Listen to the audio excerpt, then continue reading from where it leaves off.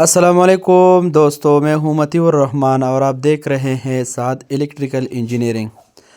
आज मैं आपको दिखा रहा हूं एक बोर्ड हो, इसका कनेक्शन हो।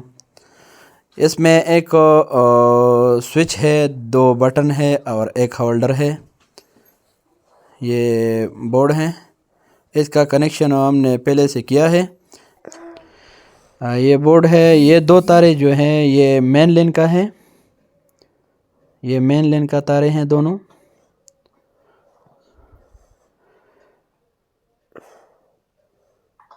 ये जो दो तारे हैं एक बटन से हमने निकाले हैं बाहर बल्ब के लिए, और ये बटन जो है ये होल्डर का है। ये बोर्ड में जो होल्डर लगा हुआ है ये इसका कनेक्शन है। ये दोनों जो है बाहर बल्ब वाला कनेक्शन है। इसी तरीके से आपने बोर्ड बनाना है।